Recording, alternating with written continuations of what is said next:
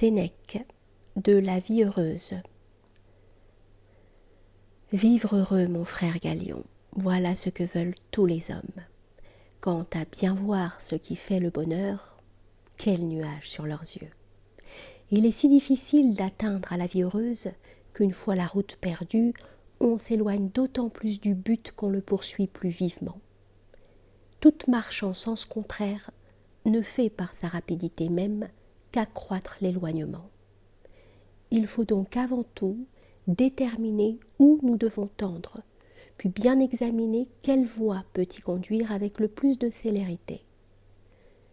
Nous sentirons sur la route même, pourvu que ce soit la bonne, combien chaque jour nous aurons gagné et de combien nous approcherons de ce but vers lequel nous pousse un désir naturel. Mais tant qu'on marche à l'aventure, sans suivre de guide que les vagues rumeurs et les clameurs contradictoires qui nous appellent sur 1000 points opposés, la vie se consume en vains écarts. Cette vie déjà si courte, quand on donnerait les jours et les nuits à l'étude de la sagesse.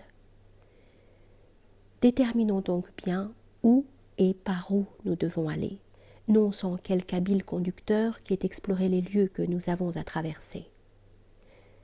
Ce voyage est tout autre que les voyages ordinaires où un sentier bien choisi, les gens du pays qu'on interroge empêchent qu'on ne s'égare.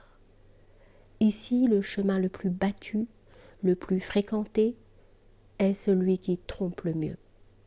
Ainsi, par-dessus tout, gardons-nous de suivre en stupide bétail la tête du troupeau et de nous diriger où l'on va plutôt qu'où l'on doit aller. Or, il n'est rien qui nous jette en d'inextricables misères, comme de nous régler sur le bruit public, regardant comme le mieux ce que la foule applaudit et adopte, ce dont on voit le plus d'exemples, et vivant non pas d'après la raison, mais d'après autrui. De là, ce vaste entassement d'hommes qui se renversent les uns sur les autres. Comme en une déroute générale où les masses se refoulant sur elles-mêmes, nul ne tombe sans faire choir quelque autre avec lui. Les premiers entraînent la perte de ceux qui suivent. De même, dans tous les rangs de la vie, nul ne s'égare pour soi seul. On est la cause, on est l'auteur de l'égarement des autres. Car il n'est pas bon de s'attacher à ceux qui marchent devant. Et comme chacun aime mieux croire que juger, de même au sujet de la vie jamais on ne juge, on croit toujours. Ainsi, nous jouent et nous précipitent l'erreur transmise de main en main, et l'on périt victime de l'exemple.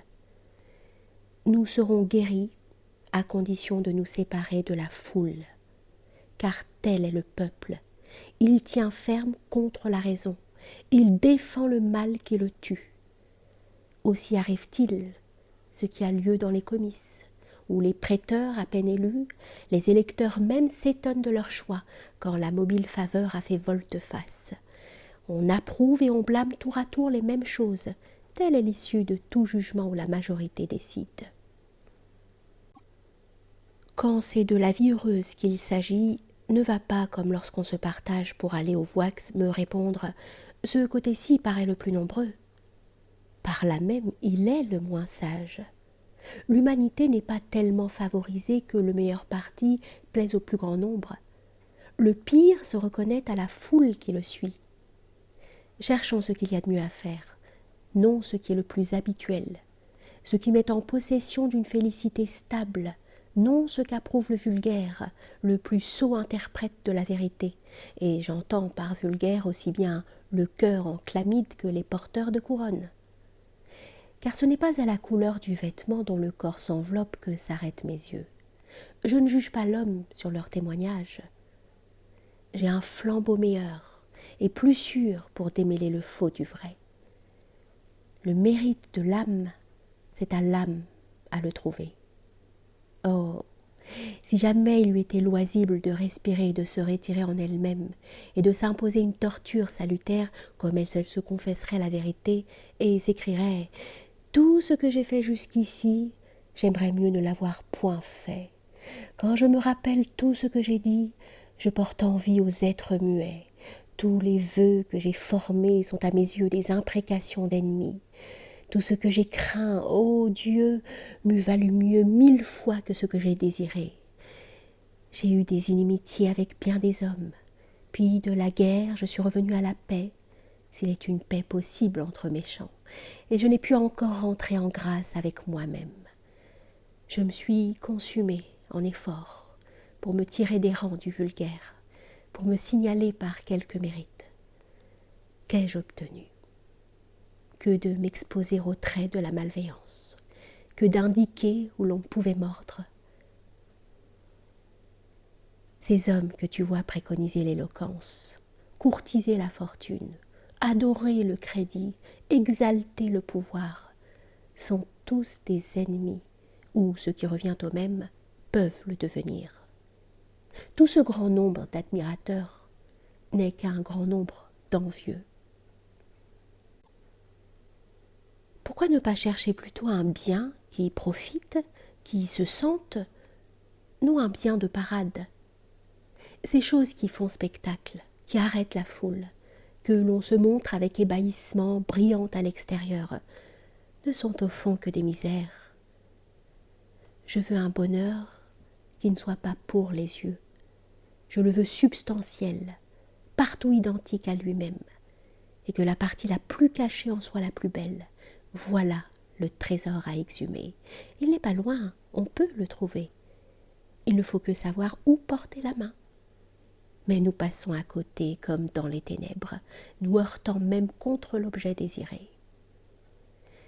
Pour ne pas te tramer par des circuits sans fin, j'omettrai les doctrines étrangères qu'il serait trop long d'énumérer et de combattre. Voici la nôtre à nous, et quand je dis la nôtre, ce n'est pas que je m'enchaîne à un chef quelconque de l'école stoïcienne, j'ai droit aussi de parler pour mon compte. Ainsi je serais de l'opinion de tel, j'exigerais que tel autre divise la sienne, et peut-être appeler moi-même le dernier, sans improuver en rien les préopinants. Je dirais, voici ce que j'ajoute à leur avis. Du reste, d'après le grand principe de tous les stoïciens, c'est la nature que je prétends suivre.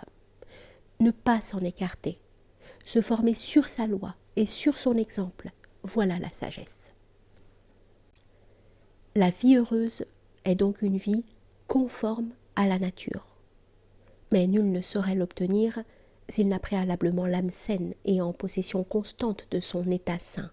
Si cette âme n'est énergique et ardente, belle de ses mérites, patiente, propre à toutes circonstances, prenant soin du corps et de ce qui le concerne, sans anxiété toutefois, ne négligeant pas les choses qui font le matériel de la vie, sans s'éblouir d'aucune, et usant des dons de la fortune, sans en être l'esclave. On comprend, quand je ne le dirai pas, que l'homme devient à jamais tranquille et libre quand il s'est affranchi de tout ce qui nous irrite et nous terrifie. Car en place des voluptés, de toute chose étroite et fragile qui flétrit l'homme en le perdant, succède une satisfaction sans borne, inébranlable, toujours égale. Alors l'âme est en paix, en harmonie avec elle-même, et réunit la grandeur à la bonté. Toute cruauté, en effet, vient de faiblesse. On peut définir encore autrement le bonheur tel que nous l'entendons, c'est-à-dire formuler le même sens en changeant les termes. Tout comme la même armée tantôt se développe au large, tantôt se masse sur un terrain étroit, ou se courbe au centre en forme de croissant, ou déploie de front toute sa ligne, sans perdre de sa force quelle que soit sa distribution, sans changer d'esprit ni de drapeau, ainsi la définition du souverain bien peut s'allonger et s'étendre selon les goûts divers, comme se resserrer et se réduire.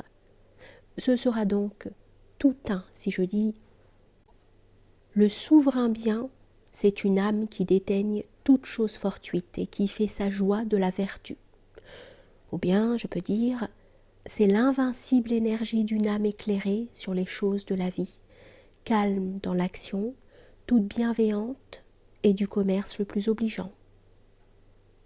Je suis libre de dire encore, celui-là est heureux pour lequel il n'est de bien ou de mal qu'une âme bonne ou dépravée, qui cultive l'honnête et, content de sa seule vertu, ne se laisse ni enfler ni abattre par les événements, qui ne connaît pas de plus grand délice que celle qu'il puise dans son cœur, et pour qui la vraie volupté est le mépris des voluptés. Tu peux, En te donnant carrière, faire prendre au même fond diverses formes, tu n'altéreras ni ne modifieras sa valeur. Par exemple, qui nous empêche d'appeler le bonheur une âme libre, élevée, intrépide et constante, placée en dehors de la crainte, en dehors de toute cupidité aux yeux de laquelle l'unique bien est l'honnête, l'unique mal l'infamie, et tout le reste un vil amas d'objets qui n'ôtent rien à la vie heureuse, n'y ajoutent rien, et sans accroître ou diminuer le souverain bien, peuvent arriver ou s'en aller. L'homme établi sur une telle base aura, ne le chercha-t-il point, pour compagne nécessaire une perpétuelle sérénité, une satisfaction profonde comme la source dont elle sort, heureux de ses propres biens et ne souhaitant rien de plus grand que ce qu'il trouve en soi. Ne sera-ce point compenser dignement les sensations émoussées frivoles, si peu persévérantes d'une méprisable chair? Le jour où le plaisir deviendrait son maître, la douleur le serait aussi.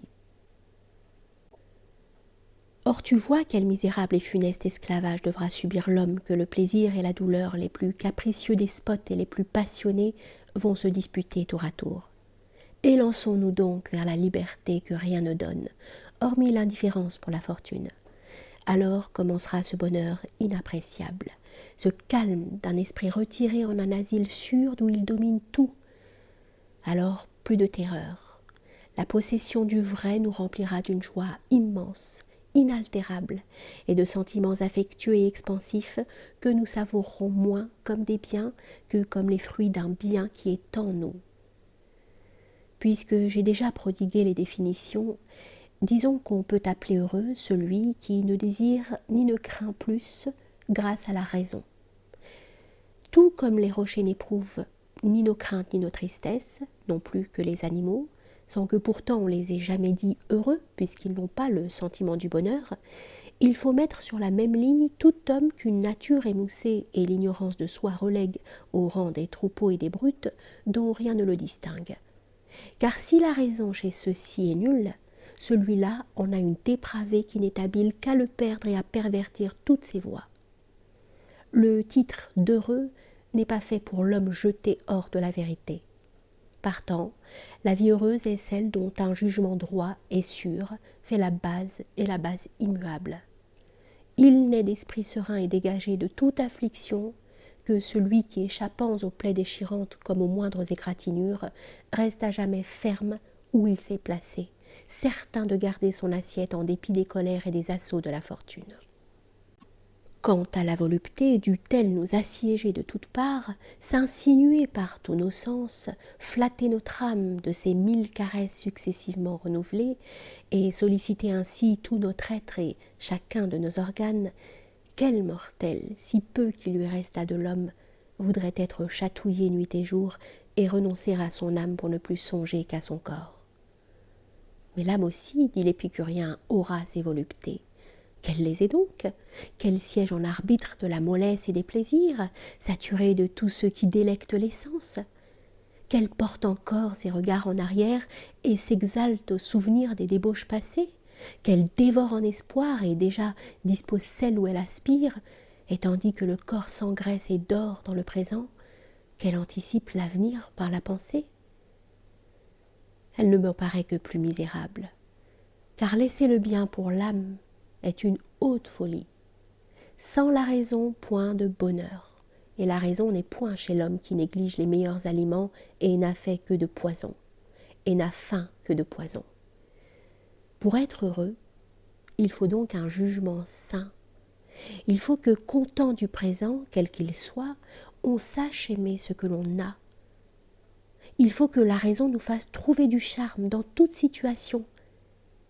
Ils ont senti ceux-là même qui disent « le souverain bien, c'est la volupté ».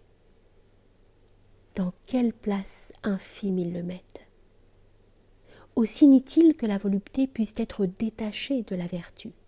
Selon eux, point de vie honnête qui ne soit en même temps agréable, point de vie agréable qui ne soit en même temps honnête.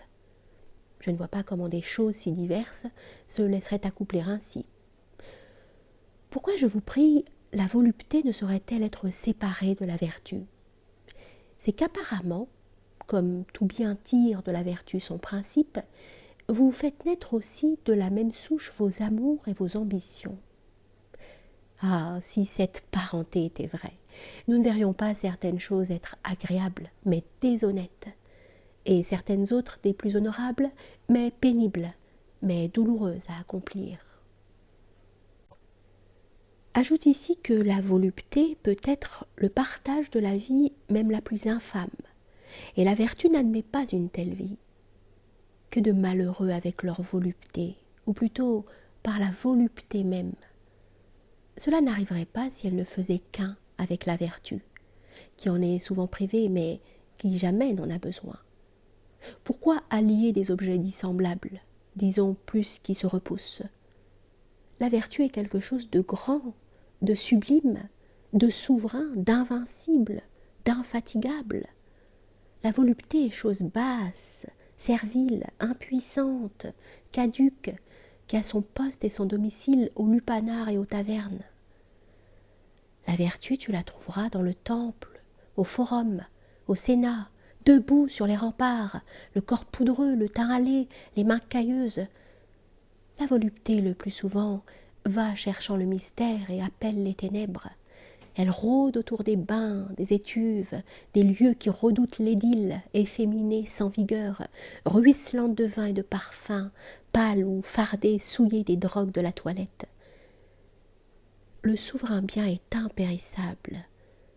Il ne sort pas du cœur où il règne. Il n'a ni satiété ni repentir, car une conscience droite ne dévie jamais, n'est jamais odieuse à elle-même, n'a rien changé à ses principes, parce qu'elle a toujours suivi les meilleurs. La volupté, au contraire, c'est au fort même de ses délices qu'elle s'éteint. Elle trouve en l'homme peu de place, aussi l'emplit-elle bien vite. Puis vient le dégoût, et après les premiers élans s'affaissent. Y aurait-il jamais fixité dans une chose dont l'essence est le mouvement? Aussi ne peut-elle même pas avoir la moindre réalité, elle qui vient et passe comme l'éclair, qui s'évanouira dans l'usage d'elle-même, car elle arrive là pour cesser. Dès qu'elle commence, elle vise à n'être plus. Enfin, tout comme les bons, les méchants ont leur volupté. L'homme flétri ne jouit pas moins de sa honte que l'honnête homme de sa belle conduite. C'est pourquoi les anciens nous prescrivent d'adopter la meilleure, non pas la plus agréable vie, afin que la volonté, droite et bonne, ait le plaisir non pour guide, mais pour compagnon. La nature, en effet, est le guide qu'il faut suivre. C'est elle qu'observe, elle que consulte la raison. C'est donc une même chose que vivre heureux et vivre selon la nature. Or voici en quoi cela consiste. À jouir de nos facultés physiques et de ce qui est fait pour elles en usufruitier vigilant mais sans peur, comme de choses prêtées pour un jour et fugitives, à ne pas subir leur servitude, ni nous laisser posséder par ce qui ne vient point de nous, à mettre les aises du corps et les avantages fortuits au rang que tiennent dans les camps les auxiliaires et les troupes légèrement armées. Que tout cela serve et ne commande point. À ce titre seulement, l'âme en tirera profit. Que l'homme de cœur soit incorruptible aux choses du dehors, invincible, admirateur seulement de son être, ayant foi dans son âme, préparé à l'une et à l'autre fortune, artisan de sa vie. Que l'assurance chez lui n'aille pas sans la science, ni la science sans la fermeté. Que ses résolutions tiennent une fois prises, et que dans ses décrets il ne se glisse pas de rature. On conçoit, sans que je l'ajoute, quelle paix, quelle concordance régnera dans un tel esprit, et que tous ses actes seront empreints d'une dignité bienveillante. Chez lui, la véritable raison sera greffée sur les sens et y prendra ses éléments, car il n'a pas d'autre point d'appui pour faire effort ou prendre son élan vers le vrai, puis se replier sur lui-même. Le monde céleste aussi qui embrasse tout, et ce Dieu qui régit l'univers, malgré leur tendance vers le dehors, rentre néanmoins de toutes parts dans le grand tout et en eux-mêmes. Qu'ainsi fasse l'esprit humain. Lorsqu'en suivant les sens dont il dispose, il se sera porté par eux à l'extérieur, qu'il soit maître d'eux et de lui-même, et enchaîne près de lui en quelque sorte le souverain bien. De là sortiront cette unité de force, cette puissance homogène, et cette raison sûre qui rit, se partage et n'hésite pas plus sur ce qu'elle juge, ou peut saisir que sur ses convictions. Quand elle a mis cet ordre, ce plein accord entre toutes ses parties, quand elle s'est pour ainsi dire harmonisée, le souverain bien est conquis. Il ne reste plus de fausses voies, de passages où l'on glisse, où l'on se heurte, où l'on chancelle. Tout se fait par sa libre autorité. Rien n'arrive contre son attente. Chacun de ses actes tourne à bien et s'exécute avec cette facilité prompte et cette allure qui ne tergiverse jamais. La lenteur, l'incertitude trahissent la lutte et l'inconsistance des pensées. Guy prononce-le hardiment. Le souverain bien, c'est l'harmonie de l'âme, car les vertus doivent être où se trouve l'accord et l'unité. Le désaccord est le propre des vices. Mais toi aussi, me dira-t-on, tu ne cultives la vertu qu'en vue d'une jouissance quelconque que tu en espères. D'abord, si la vertu doit procurer le plaisir, il ne s'ensuit pas que ce soit pour cela qu'on la cherche. Ce n'est pas le plaisir seul qu'elle apporte, mais elle apporte en plus. Et sans y travailler, ces efforts, quoiqu'ayant un autre but, arrivent en outre à celui-là. Comme en un champ labouré pour la moisson, quelques fleurs naissent par intervalles, bien que ce ne soit pas pour de minces bluets, qui pourtant réjouissent les yeux, qu'on a dépensé tant de travail, l'objet du semeur était autre. La fleur est venue par surcroît. De même, le plaisir n'est ni le salaire, ni le mobile de la vertu. Il en est l'accessoire. Ce n'est pas parce qu'elle donne du plaisir qu'on l'aime, c'est parce qu'on l'aime qu'elle donne du plaisir. Le souverain bien est dans le jugement même et la disposition d'un esprit excellent, quand celui-ci a rempli le cercle de son développement et s'est retranché dans ses limites propres. Le souverain bien est complet, il ne veut rien de plus, car il n'y a rien en dehors du tout, non plus qu'au-delà du dernier terme. Tu te méprends donc quand tu demandes pour quel motif j'aspire à la vertu. C'est chercher quelque chose au-dessus du sommet des choses. Ce que je cherche dans la vertu, elle-même, elle n'a rien de meilleur. Elle est à elle-même son salaire. Trouves-tu que ce soit trop peu? Si je te dis le souverain bien, c'est une inflexible rigidité de principe. C'est une prévoyance judicieuse. C'est la sagesse, l'indépendance, l'harmonie, la dignité. Exigeras-tu encore un plus haut attribut pour y rattacher tout ceci? Que me parles-tu de plaisir? Je cherche le bonheur de l'homme, non de l'estomac, qui chez le bœuf à la bête féroce a plus de capacité. Tu feins, reprend l'adversaire, de ne pas entendre ce que je dis. Car moi, je nie que la vie puisse être agréable si elle n'est en même temps honnête, condition aussi peu faite pour la brute que pour l'homme qui mesure son bonheur à ses aliments. Oui, c'est clairement et devant tous que je l'atteste. Cette vie que j'appelle agréable n'est possible qu'en compagnie de la vertu. Qui ne le sait? Ceux qui regorgent le plus de vos plaisirs, ce sont toujours les plus insensés des hommes. Le bien-être abonde chez l'iniquité, et que de jouissances dépravées sans nombre, l'âme elle-même ne se crée-t-elle pas? D'abord l'arrogance, l'excessive estime de soi, cette enflure de cœur qui nous place au-dessus des autres mortels, l'amour aveugle et imprévoyant de ce que l'on possède, la mollesse énervante, ces transports de joie pour les plus minces, les plus puérils motifs, puis cet esprit moqueur et superbe qui jouit à vous humilier, et l'apathie, l'affaissement du moral qui s'endort sur sa propre lâcheté. Toute folie que la vertu fait disparaître. Elle nous réveille de son brusque toucher, pèse les plaisirs avant de les admettre, et prise pas bien haut ceux même qu'elle approuve. C'est assez qu'elle les admette. heureuse non d'en user, mais d'en user avec tempérance.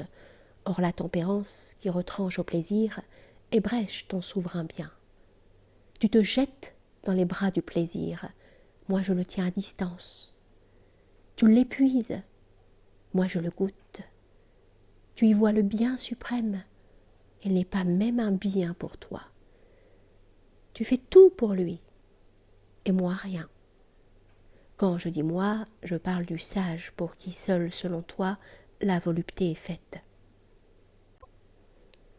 Mais je n'appelle point sage l'esclave de quoi que ce soit, et moins que tous l'esclave de la volupté.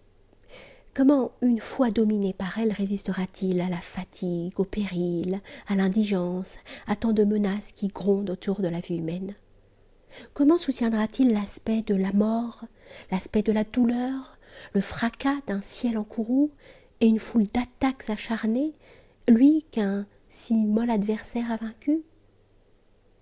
Tout ce que lui aura conseillé la volupté, il le fera. Et ne vois-tu pas que de choses elle lui conseillera? Elle ne saurait, dis-tu, l'engager à rien de honteux. Elle a la vertu pour compagne. Mais encore une fois, vois quel souverain bien, c'est que celui qui a besoin de surveillants pour être un bien. D'ailleurs, comment la vertu régira-t-elle cette volupté qu'elle aura suivie? Suivre, c'est obéir. Pour régir, il faut être maître. Tu mets en arrière ce qui commande.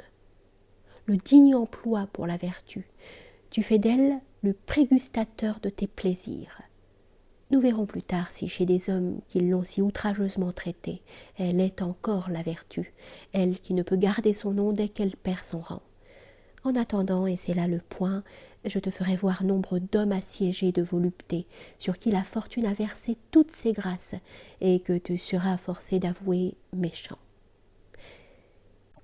Vois un Nomentanus, un Apicius, recherchant à grands frais, comme il les appelle, les biens de la terre et de l'onde, et passant en revue sur leur table les animaux de tous les pays. Vois-les du haut d'un lit de roses, contempler l'orgie qu'ils ordonnent, charmer leurs oreilles par le son des voix, leurs yeux par des spectacles, leur palais par d'exquises saveurs.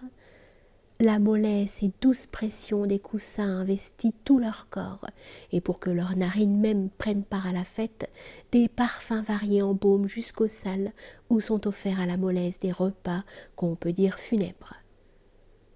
Ces gens-là nagent dans les délices, vas-tu dire, mais elles ne tournent pas à bien pour eux. Ce n'est pas le vrai bien qui fait leur joie. Si mal leur arrive, réplique-t-on, c'est qu'il survient beaucoup d'incidents qui bouleversent l'âme.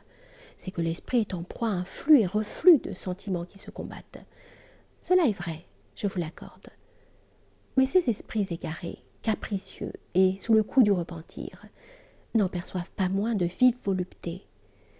Aussi faut-il avouer que s'ils sont loin alors de tout malaise, ils ne le sont pas moins de la sagesse, que pour la plupart leur joie est une folie délirante, et leur rire un rire de furieux.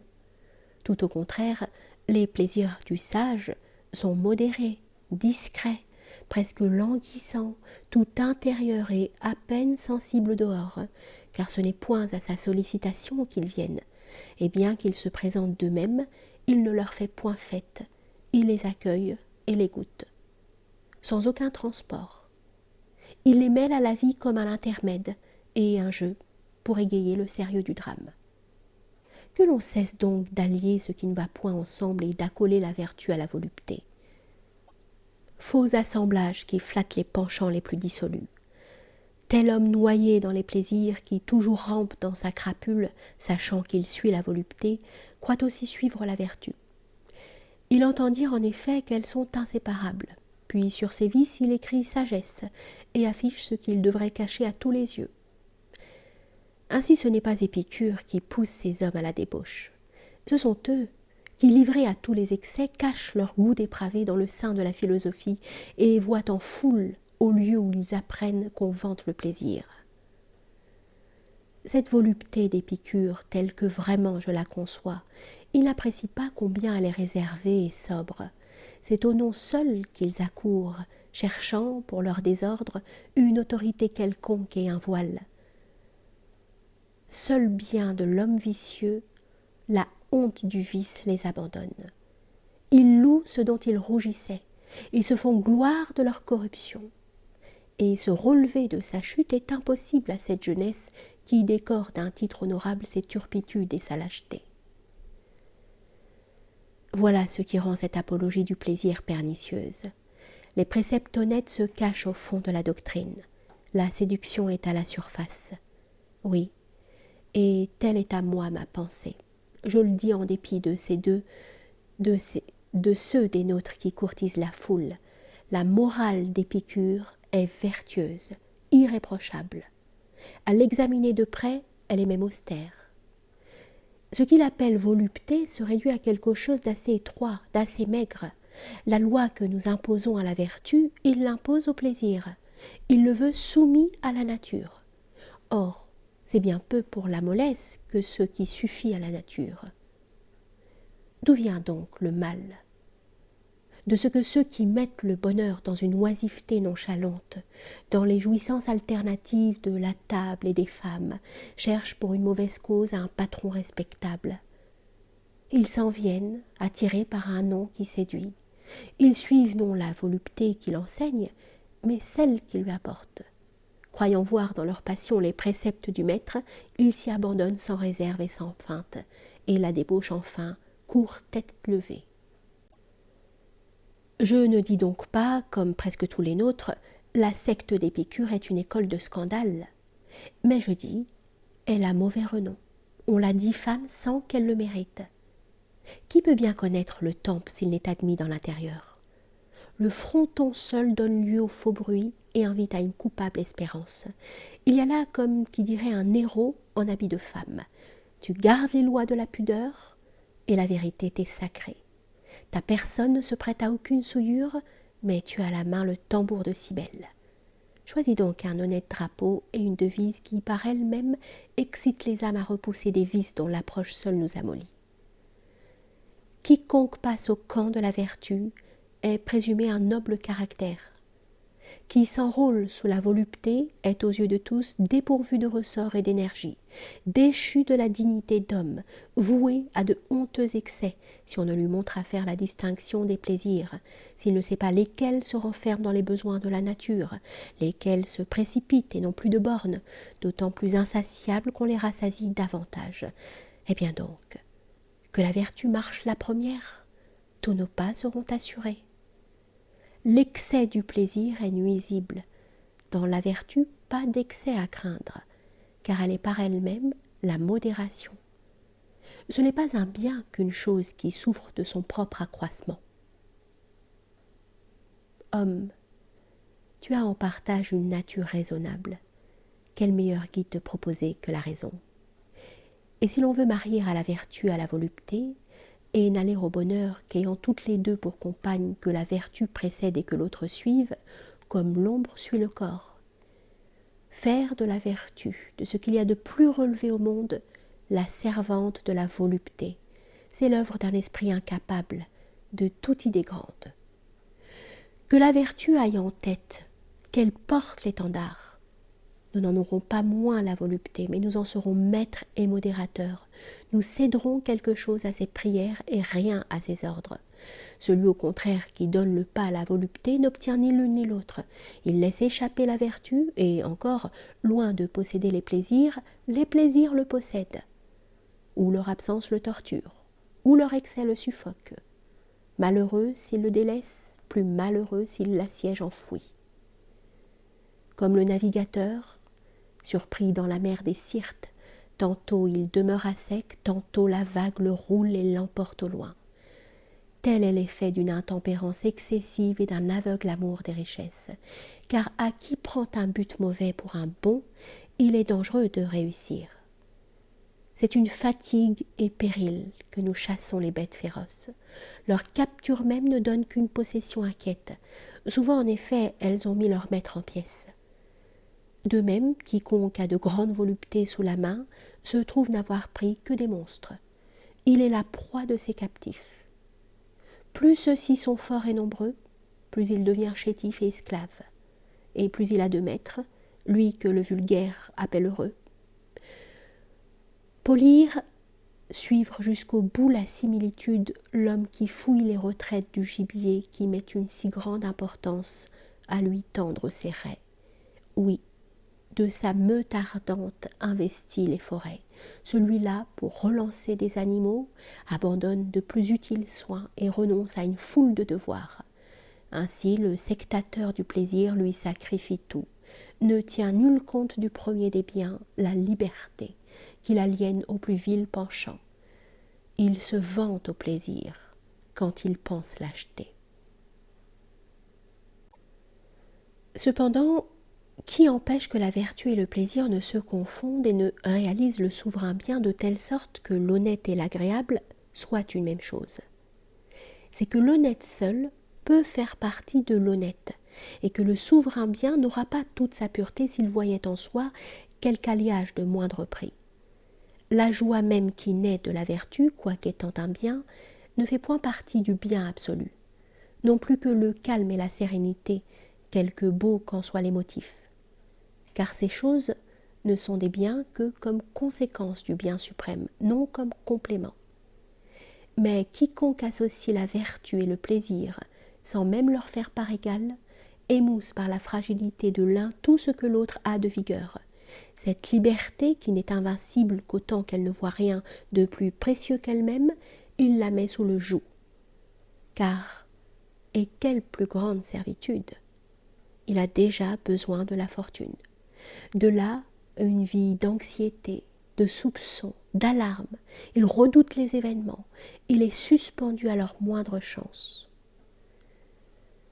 Ce n'est pas là donner à la vertu un fondement fixe et inébranlable. C'est la vouloir ferme sur un point mobile. Quoi de plus mobile en effet que l'attente des choses fortuites, que les révolutions du corps et des objets qui l'affectent? Comment peut-il obéir à Dieu, prendre en bonne part tout ce qui arrive, ne pas se plaindre du destin et expliquer favorablement ses disgrâces, l'homme qu'agite tout entier les plus légères pointes de la douleur ou du plaisir? On n'est pas même bon pour défendre ou venger sa patrie, ni pour soutenir ses amis quand le cœur penche aux voluptés. Que le souverain bien s'élève donc à une hauteur d'où nulle violence ne l'arrache, où n'aborde ni la douleur, ni l'espérance, ni la crainte, ni rien qui porte atteinte à son sublime privilège. Or une telle hauteur n'est accessible qu'à la seule vertu. Ses âpres sentiers ne seront gravis que par elle. Elle s'y tiendra ferme et souffrira tous les accidents de la montée avec patience, de grand cœur même. Elle saura que toute difficulté des temps est une loi de la nature, de même qu'un brave soldat supportera ses blessures, comptera fièrement ses cicatrices, et tout percé de traits et mourant bénira le général pour qui lui succombe. Elle aura gravé dans son âme cet antique précepte: suis Dieu. Le lâche qui se plaint, qui pleure, qui gémit, n'en est pas moins forcé d'exécuter ce qu'on ordonne et violemment ramené au devoir. Or, quelle démence de se faire traîner plutôt que de suivre! Non moindre en vérité est la sottise de ces gens, oublieux de leurs conditions, qui s'affligent s'il leur arrive quelque chose de pénible, qui s'étonnent, qui s'indignent à l'une de ces disgrâces communes aux bons et aux méchants, je veux dire les maladies, les morts, les infirmités et mille traverses auxquelles la vie de l'homme est en butte. Tout ce que la constitution de l'univers nous impose de souffrance, acceptons-le intrépidement. On nous enrôla sous serment pour subir toute épreuve humaine, pour ne point nous laisser bouleverser par les choses qu'il n'est pas en nous d'éviter. Nous sommes nés dans une monarchie. Obéir à Dieu, voilà notre liberté. C'est donc dans la vertu que réside le vrai bonheur. Et que te conseillera-t-elle? De ne pas regarder comme bien ou comme maux ce qui ne l'est fait ni de la vertu ni de la méchanceté, puis d'être inébranlable à tout mal qui viendrait d'un bien, et de te rendre en ce qui dépend de toi l'image de la divinité. Pour une telle entreprise, que te promettons? Un privilège immense, égal à celui de Dieu même. Plus de contraintes, plus de privations. Te voilà libre et inviolable. Plus de pertes à subir, plus de vaines tentatives, plus d'obstacles. Tout succède selon tes vœux. Tu ne connais plus de revers. Rien ne contrarie tes prévisions ni tes volontés. Et quoi? La vertu suffirait pour vivre heureux? Parfaite et divine qu'elle est, pourquoi n'y suffirait-elle pas? Elle a même plus qu'il ne faut. Que peut-il manquer en effet à un être placé en dehors de toute convoitise? Qu'a-t-elle à faire de l'extérieur l'âme qui rassemble tout en elle?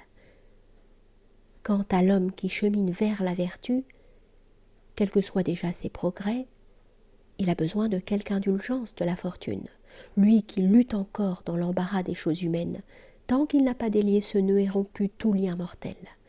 Où est donc la différence? C'est que les uns sont attachés, les autres enchaînés. D'autres n'ont pas un membre qui soit libre. L'homme qui touche à la région supérieure, qui a gravi plus près du fait, ne traîne après lui qu'une chaîne lâche. Sans qu'il soit libre encore, il est déjà bien près de l'être. Or maintenant, qu'un de ces hommes qui vont clabaudant contre la philosophie me dit, selon l'usage, « Pourquoi donc ton langage est-il plus brave que ta conduite? Pourquoi baisses-tu le ton devant un supérieur? Pourquoi regardes-tu l'argent comme un meuble qui t'est nécessaire et te montres-tu sensible à une perte? Et ces larmes quand on t'annonce la mort de ta femme ou d'un ami? D'où vient que tu tiens à l'opinion, que les malins discours te blessent, que tu as une compagne plus élégante que le besoin ne l'exige, et que tes repas ne sont point selon tes préceptes? À quoi bon ce brillant mobilier, cette table où tu fais boire des vins plus âgés que toi, cette maison richement ordonnée, ces plantations qui ne doivent produire que de l'ombre? D'où vient que ta femme porte à ses oreilles le revenu d'une opulente famille, que tes jeunes esclaves sont habillés d'étoffes précieuses, que chez toi servir à table est un art, qu'on y voit l'argenterie non placée au hasard et à volonté, mais savamment s'y maîtriser? Que fais-tu d'un maître en l'art de découper? Qu'on ajoute si l'on veut, pourquoi possèdes-tu au-delà des mers et as-tu des biens que tu n'as jamais vus? Honte à lui, si insoucieux que de tous tes esclaves tu n'en connais pas même quelques-uns, ou assez fastueux pour en avoir plus que ta mémoire n'en est pour connaître. J'aiderai tout à l'heure à ces reproches, et m'en ferai plus que l'agresseur ne pense. Ici je répondrai seulement « Je ne suis pas un sage », et pour donner pâture à ta jalousie, je ne le serai jamais. Ce que j'exige de moi, c'est d'être, sinon l'égal des plus vertueux, du moins meilleur que les méchants. Il me suffit de me défaire chaque jour de quelques vices et de gourmander mes erreurs. Je ne suis point parvenue à la santé, je n'y parviendrai même pas. Ce sont des lénitifs plutôt que de vrais remèdes que j'élabore pour ma goutte, heureux si ces accès deviennent plus rares, si je sens moins ces 1000 aiguillons. À comparer mes jambes aux vôtres, quel faible coureur je suis. Encore n'est-ce pas pour moi que je dis cela, pour moi qui suis plongée dans l'abîme de tous les vices. C'est pour quiconque a quelque progrès à montrer.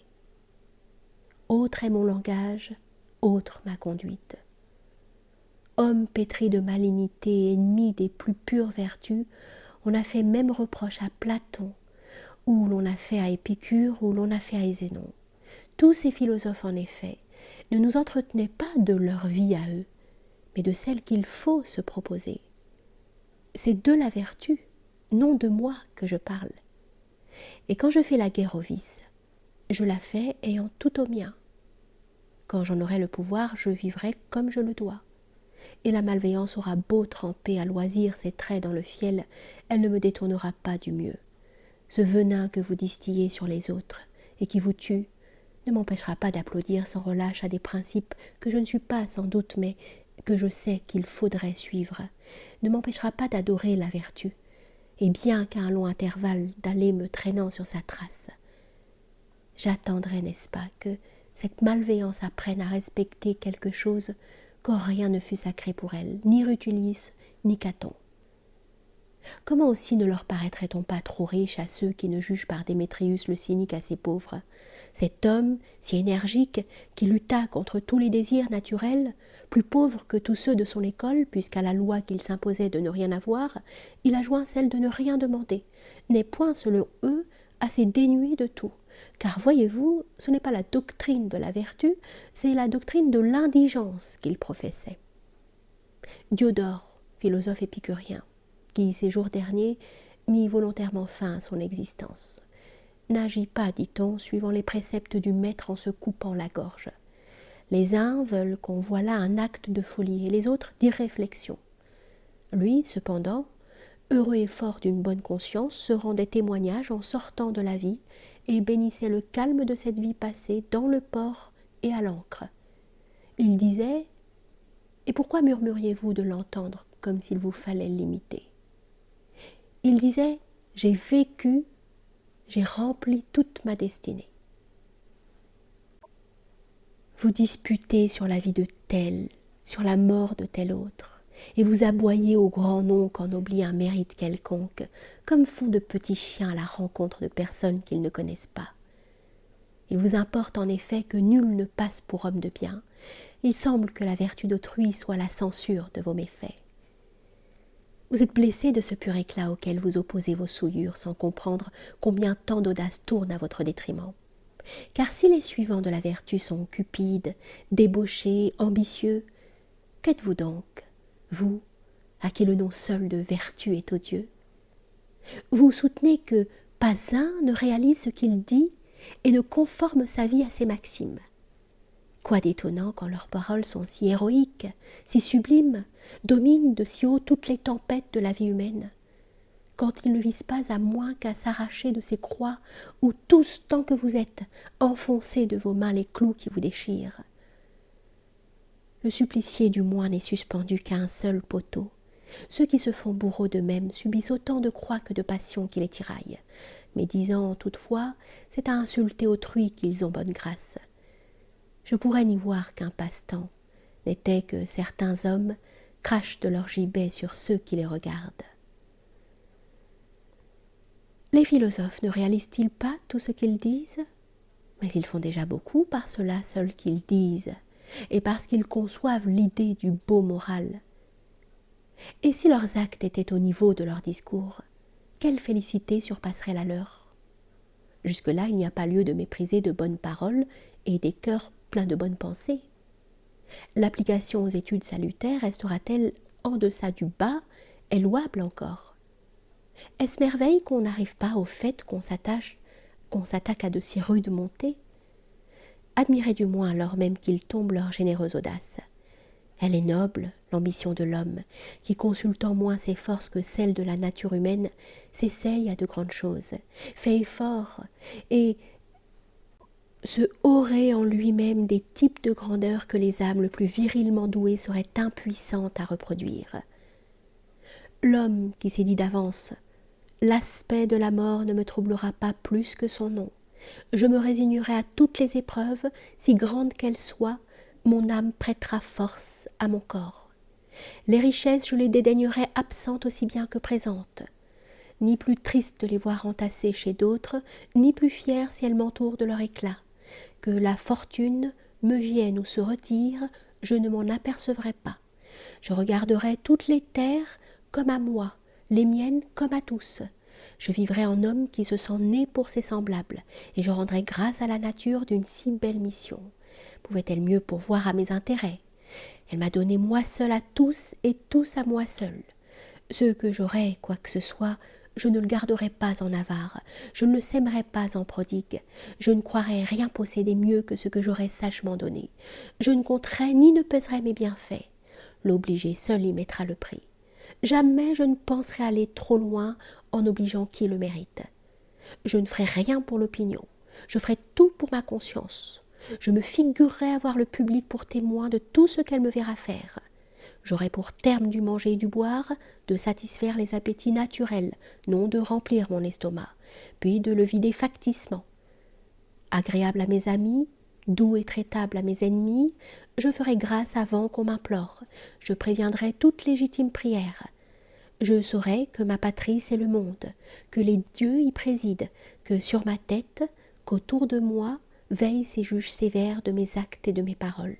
Et à quelque instant que la nature redemande ma vie ou que la raison me presse de partir, je m'en irai avec le témoignage d'avoir aimé la bonne conscience, les bonnes études, de n'avoir pris sur la liberté de personne, ni laissé prendre sur la mienne.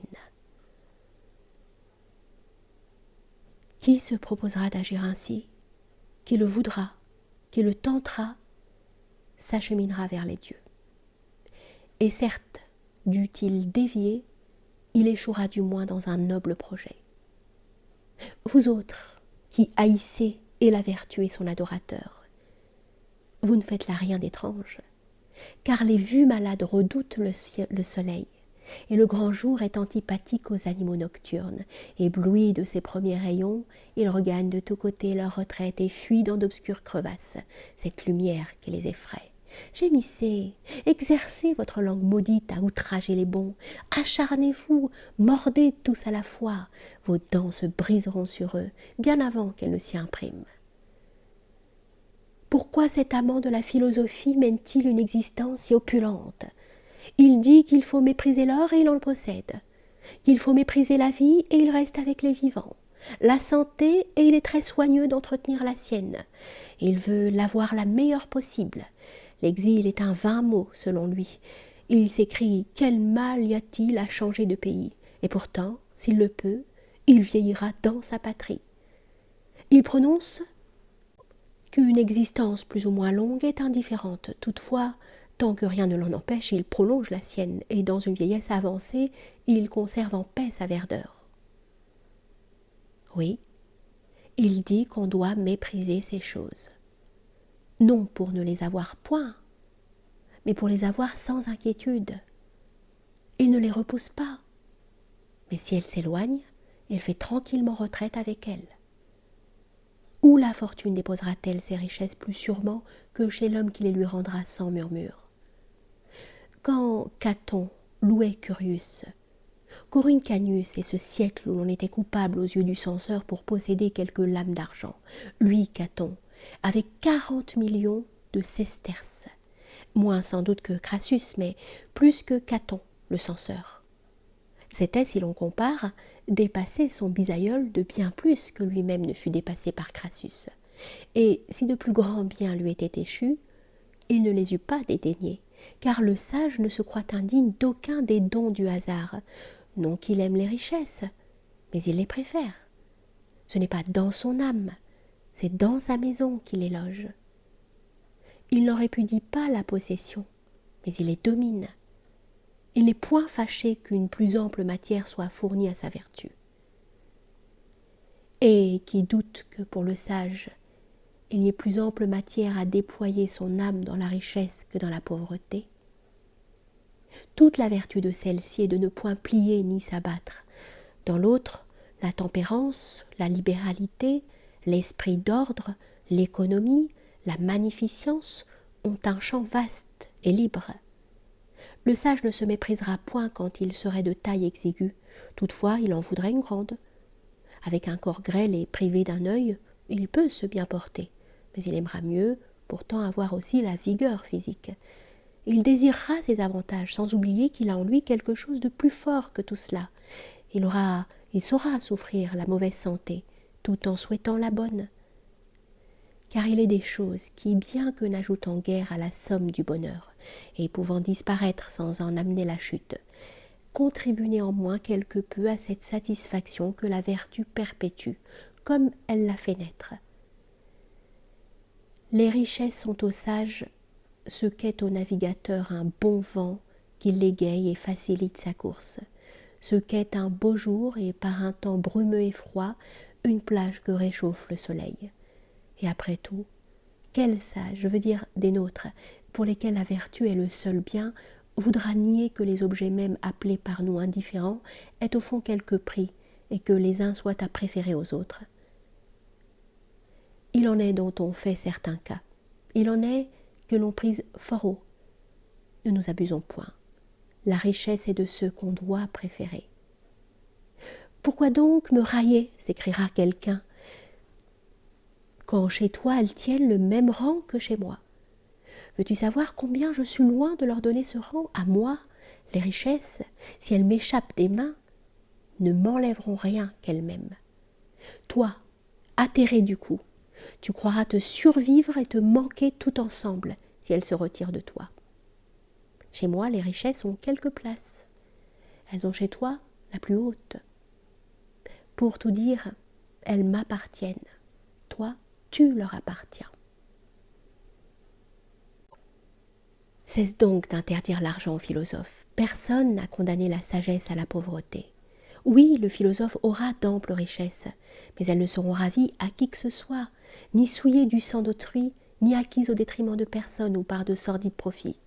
Mais elles sortiront de chez lui aussi honorablement qu'elles y seront entrées. Mais elles ne feront gémir que l'envie. Exagère-les tant que tu voudras, elles sont honorables. S'il s'y trouve bien des choses que chacun voudrait pouvoir dire siennes, on n'y voit rien dont personne puisse dire « c'est à moi ». Lui cependant ne renverra point à la fortune ses faveurs, et un patrimoine loyalement acquis ne lui inspirera ni orgueil ni honte. Je me trompe. Il éprouvera quelque orgueil si, ouvrant sa porte et exposant sa richesse au regard public, il peut dire que quiconque y reconnaît son bien le reprenne. Oh, qu'il est grand, qu'il mérite sa fortune, celui dont le défi serait justifié par l'épreuve, celui qui resterait aussi riche après que devant. Oui, s'il peut sans crainte et impunément provoquer l'inventaire de tous, si nul n'y trouve à exercer la moindre revendication, c'est hardiment et au grand jour qu'il sera riche.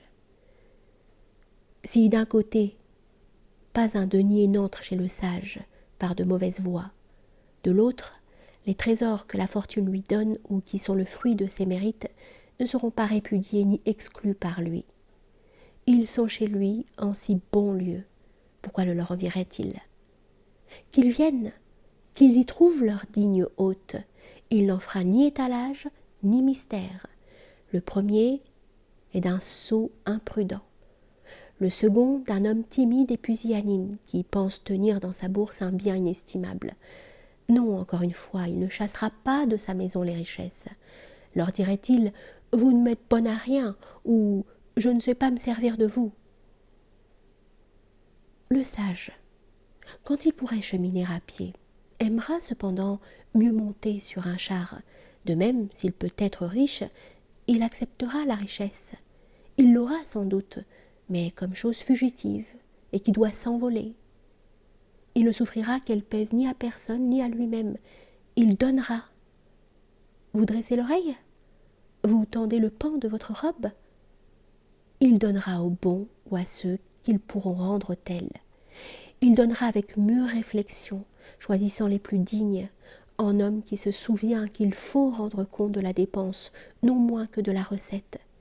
Il donnera d'après des motifs justes et plausibles, car c'est une perte des plus humiliantes qu'un présent mal placé. Sa bourse, facile à s'ouvrir, ne se videra point toute seule. Si beaucoup en sort, rien n'en tombe.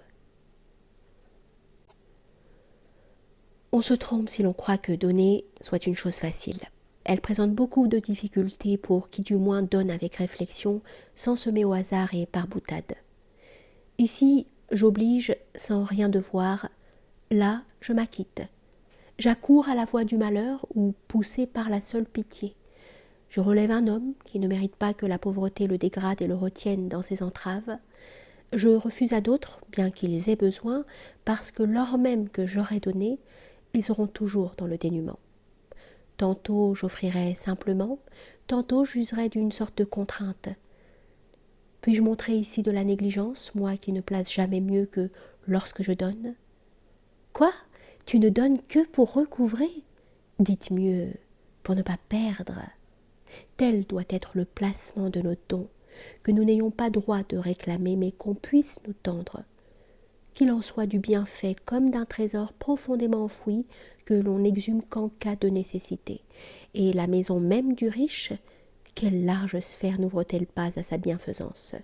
Car qui oserait n'appeler la libéralité que sur des hommes libres? Faites du bien aux hommes, nous dit la nature. Esclaves ou libres, ingénus ou affranchis devant le prêteur ou devant nos amis, il n'importe. Partout où il y a un homme, il y a place pour le bienfait. Le sage peut donc aussi répandre l'argent dans son particulier et y pratiquer la libéralité, vertu ainsi appelée, non qu'elle se doive aux hommes libres seuls, mais parce qu'elle part d'un cœur libre. Les bienfaits du sage ne se jettent jamais à des hommes flétris et indignes, comme aussi jamais ne s'épuisent ou ne s'éparpillent tellement qu'à l'aspect de qui les mérite, ils ne puissent plus couler à pleine source. N'allez donc pas interpréter à faux ce que disent de moral, de courageux, de magnanimes les aspirants de la sagesse. Et d'abord, prenez-y bien garde. Autre est l'aspirant, autre est l'adepte de la sagesse. Le premier vous dira « Je parle vertu, mais je me débat encore au milieu d'une foule de vices. Ne me jugez pas sur la loi que je formule. En ce moment même, je travaille à me faire, à me former, à m'élever à mon idéal immense. Quand j'aurai atteint complètement mon but, vous pourrez exiger que mes œuvres répondent à mon langage. » Mais l'homme arrivé au bien suprême plaidera autrement sa cause, et il dira « D'abord, il ne vous appartient pas de vous porter juge de ceux qui valent mieux que vous. Pour moi déjà, preuve que je tiens le droit chemin, j'ai le bonheur de déplaire aux méchants. Mais je veux bien vous rendre un compte que je ne refuse à aucun mortel. Écoutez ma profession de foi, et quel cas je fais de toutes choses. Je nie que les richesses soient un bien, autrement elles rendraient l'homme bon. Jusqu'ici, ce qu'on rencontre chez les méchants, ne pouvant s'appeler bien, je refuse ce nom richesse. Du reste, qu'elle soit permise, utile et d'une grande commodité dans la vie, je le confesse. Pourquoi est-ce donc que je ne les compte pas au nombre des biens, et que fais-je avec elles de mieux que vous, quand nous convenons, vous et moi, qu'on peut les avoir? Le voici. Placez-moi dans la plus opulente maison, en un lieu où l'or et l'argent soient de l'usage le plus commun. Je ne m'enorgueillerai pas de ces choses, qui, bien qu'étant chez moi, n'en seront pas moins hors de moi. Transportez-moi sur le pont Sublicius, jetez-moi parmi les nécessiteux. Je ne me mépriserai pas pour me voir assis aux côtés de ceux qui tendent la main vers l'aumône, car qu'importe qu'on manque d'un morceau de pain, quand le pouvoir de mourir ne manque pas. Que dirais-je pourtant? Que cette maison opulente, je la préfère au pont Sublicius. Entourez-moi d'un attirail splendide et des recherches de la mollesse, je ne m'en croirais nullement plus heureux pour avoir un manteau moelleux et dans mes festins la pourpre pour lit, tout comme je ne serais rien pour plus à plaindre si je n'ai qu'une poignée de foin pour reposer ma tête fatiguée et pour dormir qu'un paillasson du cirque dont la bourre s'échappe par les reprises d'une vieille toile. Que dirais-je encore? Que j'aime mieux montrer ma valeur morale sous la prétexte ou la chlamyde que les épaules nues ou à demi couvertes? Que tous mes jours s'écoulent à souhait, que des félicitations nouvelles s'enchaînent aux précédentes félicitations? Je ne m'en ferai pas accroître pour cela. Changez en rigueur cette indulgence du sort. Que de toutes parts mon âme ait à subir des pertes, des chagrins, des assauts de tout genre. Que chaque cœur m'apporte son sujet de plainte. Non, au milieu des plus grandes misères, je ne me dirai pas misérable. Non, je ne maudirai aucun de mes jours. J'ai pourvu à ce qu'il n'y en ait point de néfaste pour moi. Que vous dirais-je pourtant? Que j'aimerais mieux avoir à tempérer mes joies qu'à maîtriser mes douleurs? Voici ce que vous dira le grand Socrate.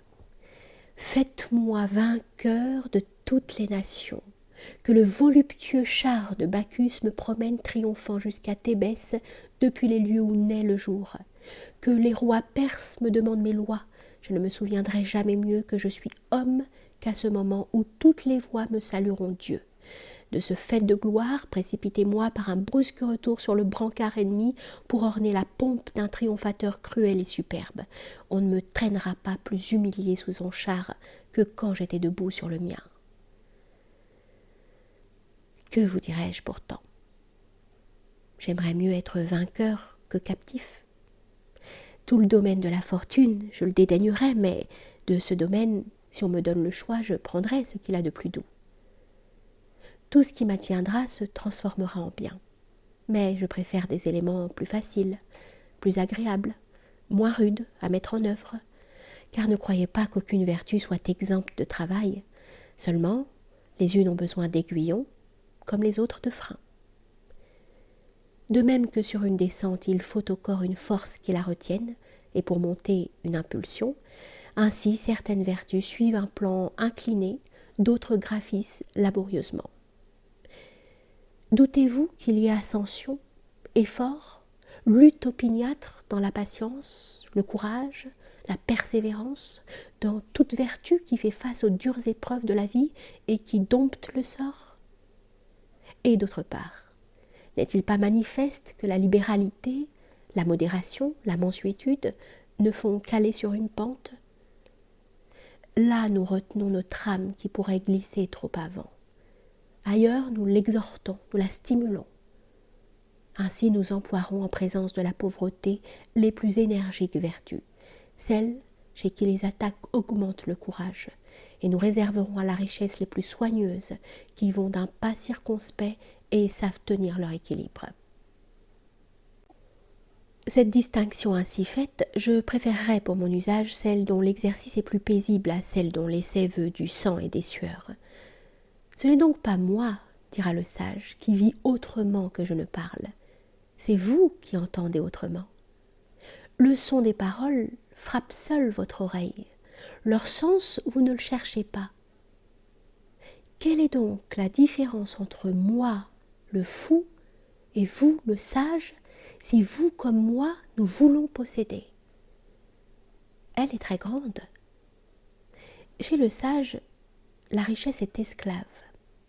Chez l'insensé, elle est souveraine. Le sage ne permet rien à la richesse, et elle vous permet tout. Vous, comme si l'on vous en eût garanti l'éternelle possession, vous vous y affectionnez, vous faites corps avec elle. Le sage, au contraire, ne pense jamais tant à la pauvreté que quand il nage dans l'opulence. Un bon général ne croit jamais tellement à la paix qu'il ne se sépare à la guerre, et cette guerre, bien qu'elle ne se fasse pas encore, vous est déclarée. Vous êtes fier d'une maison magnifique, comme si elle ne pouvait ni prendre feu ni s'écrouler. Vos yeux s'éblouissent de votre fortune inaccoutumée, comme si elle avait franchi tout écueil, désormais assez colossal pour que toutes les attaques du sort fussent impuissantes à la ruiner. Vous jouez indolemment avec les richesses, vous n'en prévoyez pas le péril. Ainsi, d'ordinaire, les barbares qu'on assiège, ne connaissant pas nos machines, gardent les travaux des assaillants sans bouger et ne comprennent pas à quoi tendent ces ouvrages qui s'élèvent si loin d'eux. La même chose vous arrive. Engourdi au milieu de votre avoir, vous ne songez pas combien d'accidents de toutes parts vous menacent, qui tout à l'heure vous raviront ces précieuses dépouilles. Ôtez aux sages les richesses, tous ces vrais biens lui resteront, car il vit satisfait du présent, tranquille sur l'avenir. Il n'est rien, dira Socrate, ou quiconque pourra juger les choses humaines avec la même autorité. Il n'est rien que je me sois autant promis que de ne pas plier à vos préjugés la conduite de ma vie. Ramassez de tous côtés contre moi vos propos ordinaires. Je ne prendrai pas cela pour des injures, mais pour de misérables vagissements d'enfants. Ainsi parlera l'homme en possession de la sagesse, l'homme auquel une âme exempte de tout vice fait une loi de gourmander les autres, non qu'il les haïsse, mais pour les guérir. Il ajoutera encore « Votre opinion m'inquiète non pour mon compte, mais pour le vôtre. » Haïr et harceler la vertu, c'est abjurer l'espoir de revenir au bien. Vous ne me faites à moi aucun tort, pas plus qu'aux dieux ceux qui renversent leur autel, mais l'intention mauvaise est manifeste, et le dessein est coupable lors même qu'il n'a pu nuire. Je supporte vos hallucinations comme le grand Jupiter souffre dans sa bonté les impertinences des poètes qui l'ont affublé. Celui-ci d'un plumage, celui-là de cornes, qui l'ont représenté adultère et découchant, qui en ont fait un maître cruel envers les dieux, injuste envers les hommes, ravisseur et corrupteur de nobles adolescents, de ses proches même, enfin parricide et usurpateur du trône de son roi, de son père, tout cela n'allait à autre chose qu'à ôter aux hommes la honte de mal faire, s'ils avaient cru que les dieux fussent ainsi. Mais si vos propos ne me blessent en rien toutefois, c'est pour l'amour de vous que je vous avertis. Respectueux la vertu. Respectez la vertu. Croyez en ceux qui l'ont suivie longtemps et qui vous crient qu'ils suivent en elle quelque chose de grand, quelque chose qui de jour en jour leur apparaît plus grand encore. Honorez-la, elle, comme les dieux, et ceux qui la prêchent comme ses pontifes. Et à chaque souvenir des livres sacrés que par moments on invoquera, prête un silence favorable. Cette formule n'indique pas, comme le croit la foule, une faveur qu'on réclame, mais on commande le silence pour que les saintes pratiques puissent s'achever dans l'ordre prescrit, sans que nulle voix profane les vienne troubler. Il est bien plus essentiel encore de vous commander ce silence pour qu'à chaque oracle énoncé par elle, vous écoutiez avec l'attention la plus recueillie. Qu'un imposteur par état s'en vienne agitant son sistre, qu'un homme habile à se taillader les membres, ensanglant d'une main légère ses bras et ses épaules, qu'un autre hurle en rampant sur ses genoux dans les rues, ou qu'un vieillard en robe de lin, tenant une branche de laurier et une lanterne en plein jour, crie de toute sa force que quelque dieu est hérité, vous accourez tous, vous êtes tout oreille. Il est inspiré, affirmez-vous, et de l'ébahissement des uns s'augmente l'ébahissement des autres. Mais voici Socrate, qui de cette prison purifiée par sa présence est devenu plus respectable que pas un sénat, vous adresse ce langage.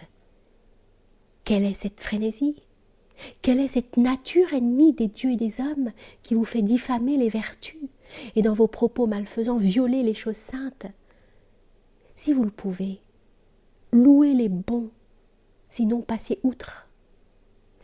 Que s'il vous plaît de donner cours à votre odieuse licence, ruez-vous les uns contre les autres. Lorsqu'en effet votre folie s'attaque au ciel même, je ne dis pas que vous faites un sacrilège, mais vous perdez votre peine.